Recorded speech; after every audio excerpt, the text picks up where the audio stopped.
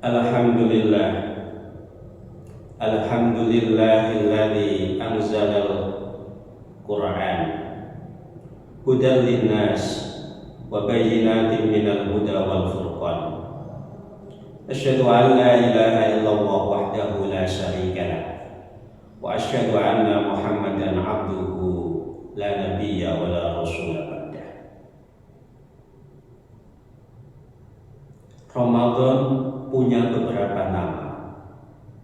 Salah satunya adalah Syahrul Quran, bulan Al-Quran.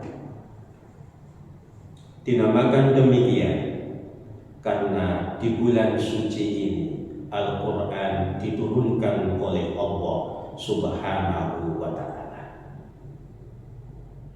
Sebagaimana kita ketahui bersama, surat yang pertama kali turun adalah surat Al-Alaq 1-5. Tidak menyuruh, tidak memerintahkan kepada kita untuk beribadah. Tidak memerintahkan kita untuk taat atau yang lain kepada Allah Subhanahu wa Ta'ala. Justru surat yang pertama, ayat yang turun pertama kali berkaitan dengan membaca. Iqra bismi rabbikal ladzi khalaq. Ini menunjukkan bahwa Al-Quran yang Allah turunkan melalui baginda Nabi Muhammad SAW harus dibaca, harus ditadaburi, harus ditelaah, harus direnungkan maknanya, sekaligus harus diamalkan dalam kehidupan sehari-hari. Apalah artinya sebuah Al-Quran kalau kemudian Al-Quran tersebut, bacaan tersebut tidak pernah dibaca, tidak pernah ditadaburi, dan tidak pernah diamalkan dalam kehidupan sehari-hari.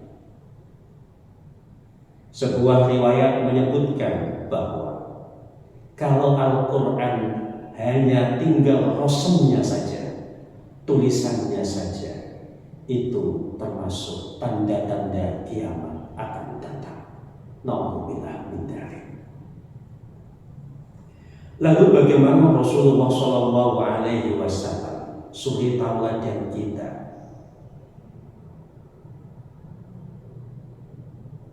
ketika Ramadan datang? Salah satu sunnah Rasulullah SAW, kebiasaan baik yang dilakukan oleh Rasulullah SAW adalah yatadarasuna Al-Quran.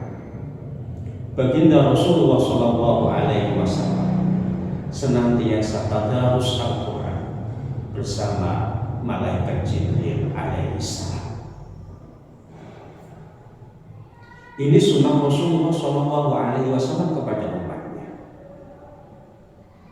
Kebiasaan baik yang dilakukan oleh Rasulullah SAW itu seharusnya dan sepatutnya kita teladani kalau kemudian kita mengaku sebagai umat baginda Nabi SAW. Mengapa demikian? Karena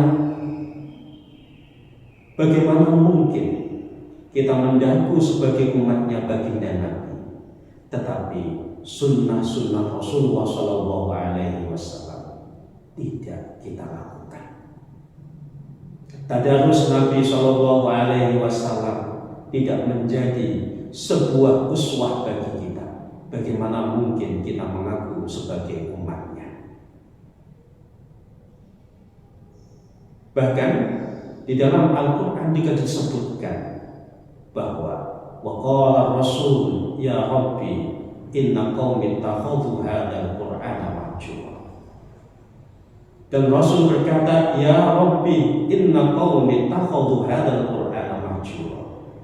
Wahai Tuhanku, sesungguhnya kaumku menjadikan Al-Quran ini sebagai sesuatu yang dijauhi. Itu laporan baginda kepada Allah Subhanahu wa Ta'ala. Waktunya baginda kepada Allah Subhanahu wa Ta'ala, ya Rabbi, inna qaumi ittakhadhu hadzal Qur'ana mahjura. Tentu kemudian kita semua tidak ingin termasuk apa yang dilaporkan oleh baginda Rasul di dalam Al-Quran tersebut. Mengapa kita harus membaca, mentadabburi dan mengamalkan Al-Quran dalam kehidupan sehari-hari? Selain bahwa Al-Quran adalah petunjuk bagi kita, sifat bagi kita, dan furqan bagi kita, Al-Quran adalah hidangan yang Allah berikan bagi kita, ma'dabatullah.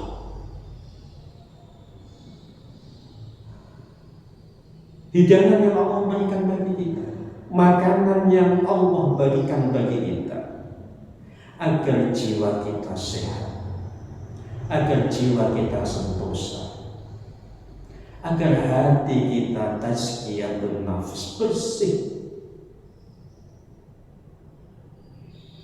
Betapa durhakanya kita semua sebagai ciptaan Allah Subhanahu wa Ta'ala, manakala hidangan yang Allah berikan bagi kita itu kita abaikan, kita singkirkan, tidak kita nikmati karena tergoda dengan hidangan-hidangan yang lain yang disediakan oleh makhluk Allah. Betapa durhakanya kita kepada Allah Subhanahu wa Ta'ala kalau kemudian hati kita, jiwa kita tertarik kepada hidangan-hidangan yang disediakan oleh makhluk Allah Subhanahu wa Ta'ala. Jiwa kita butuh makan, jiwa kita butuh sehat, dan salah satunya adalah melalui menikmati hidangan yang Allah berikan kepada kita. Inilah sunnah yang Rasulullah SAW lakukan. Tadarus Al-Quran, membaca Al-Quran, mentadabburi Al-Quran, dan mengamalkan Al-Quran dalam kehidupan sehari-hari.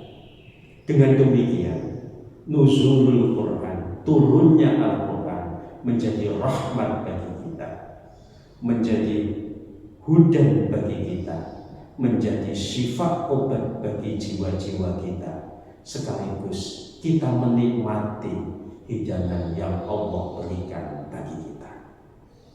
Mudah-mudahan Allah Subhanahu wa Ta'ala memberikan kepada kita kemampuan untuk mengikuti sunnah Rasulullah SAW, untuk menikmati hidangan yang Allah berikan kepada kita dengan sebaik-baik mungkin.